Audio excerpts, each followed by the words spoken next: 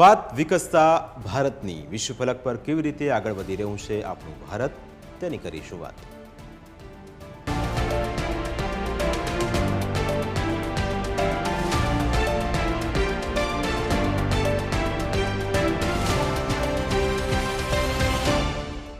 વિશ્વની યુનિવર્સિટીઓના રેન્કિંગમાં ભારતની મહત્વની યુનિવર્સિટીઓ સામેલ છે અને ભારતની આઈઆઈટી દિલ્હી અને આઈઆઈટી મુંબઈને આ ટોચની 150 યુનિવર્સિટીઓમાં સ્થાન મળ્યું છે।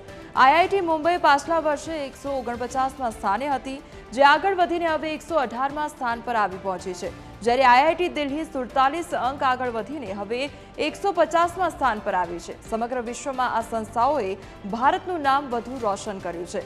ક્યુએસ વર્લ્ડ રેન્કિંગમાં દર વર્ષે સમગ્ર વિશ્વની ટોચની યુનિવર્સિટીઓની યાદી બનાવવામાં આવે છે। આ વખતે આ યાદી 2025ના વર્ષ માટે જાહેર કરવામાં આવી છે।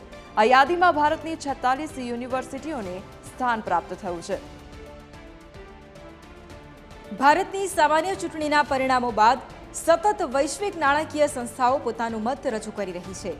વૈશ્વિક ઇન્વેસ્ટમેન્ટ બેંક નોમુરાના મતે ભારતીય આર્થિક સંકેતો હજુ પણ સારા જ રહેશે। પ્રધાનમંત્રી નરેન્દ્ર મોદી હવે જ્યારે ફરી એક વખત સત્તા પર આવશે, ત્યારે તેમનું ફોકસ હજુ પણ ભારતના આર્થિક વિકાસ પર રહેશે તેવું નોમુરાનું કહેવું છે, અને આથી જ ભારતના ફંડામેન્ટલ પર કોઈ નકારાત્મક અસરની શક્યતા નોમુરાને નહિવત લાગી રહી છે। સ્પષ્ટ બહુમતી ન મળવાના કારણે નજીકના ભવિષ્યમાં થોડી અનિશ્ચિતતાઓ જરૂરથી છે, પરંતુ આવનારા સમયમાં આ સરકારનું ફોકસ ફરી વિકાસના મુદ્દા પર રહેશે તેવું નોમુરાએ કહ્યું હતું।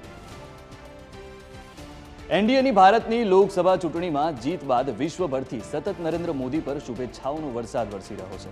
ચૂંટણી પંચ દ્વારા જાહેર થયેલા પરિણામો પ્રમાણે 543 બેઠકોમાંથી માત્ર બીજેપીને જ 240 સીટ મળી હતી, સામે કોંગ્રેસને 99 બેઠકો મળી હતી। પ્રધાનમંત્રી નરેન્દ્ર મોદીને શુભેચ્છાઓ આપવાની યાદીમાં અમેરિકાના રાષ્ટ્રપતિ જો બાઇડન, રશિયાના રાષ્ટ્રપતિ વ્લાદિમીર પુતિન, યુકેના પ્રધાનમંત્રી ઋષિ સુનક, ફ્રાન્સના ઇમેન્યુઅલ મેક્રોન, જર્મનીના ચાન્સેલર ઓલફ શોલ્ઝ સામેલ છે। આ સિવાય ઇઝરાયેલના રાષ્ટ્રપતિ બેન્જામિન નેતન્યાહુ, યુક્રેનના રાષ્ટ્રપતિ વ્લાદિમીર ઝેલેન્સ્કી પણ સામેલ છે। ભારત દરેક મોરચે આગળ રહેવામાં સક્ષમ છે। હવે ભારતીય શેરબજારે એક નવો રેકોર્ડ બનાવ્યો છે। એનએસઈ એટલે કે નેશનલ સ્ટોક એક્સચેન્જે બુધવારે એટલે કે ચૂંટણીના પરિણામ જાહેર થઈ ગયાના બીજા દિવસે રેકોર્ડ ટ્રાન્ઝેક્શન્સ હેન્ડલ કર્યા। આ ટ્રાન્ઝેક્શનની કુલ સંખ્યા હતી 1971 કરોડ। એનએસઈ ભારતનું સૌથી મોટું સ્ટોક એક્સચેન્જ છે, જેના સીઈઓ આશિષ ચૌહાણે એક ટ્વીટ કરીને આ માહિતી આપી હતી। તેમણે કહ્યું હતું કે 6 કલાક અને 15 મિનિટના કારોબારી સમય દરમિયાન દરરોજ એવરેજ 28.55 કરોડ ટ્રાન્ઝેક્શન થતા હોય છે। તેના બદલે બુધવારે એક જ દિવસમાં રેકોર્ડ બ્રેક ટ્રાન્ઝેક્શન થતા જોવા મળ્યા। HAL એટલે કે હિન્દુસ્તાન એરોનોટિક્સ લિમિટેડ દ્વારા હાલમાં જ ઇસરોના LVM-3ના ઉત્પાદનમાં વધારો લાવવા માટે 2 નવી ફેક્ટરી શરૂ કરાઈ છે।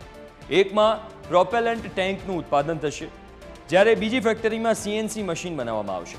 LVM-3 એક લોન્ચ વ્હીકલ છે, જે ભારતનું સૌથી પાવરફુલ રોકેટ છે।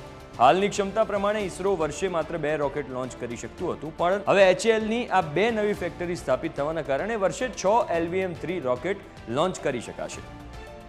HAL એક સરકારી સંસ્થા છે, જેના એરોસ્પેસ ડિવિઝનનું હાલમાં જ ઉદ્ઘાટન કરવામાં આવ્યું હતું।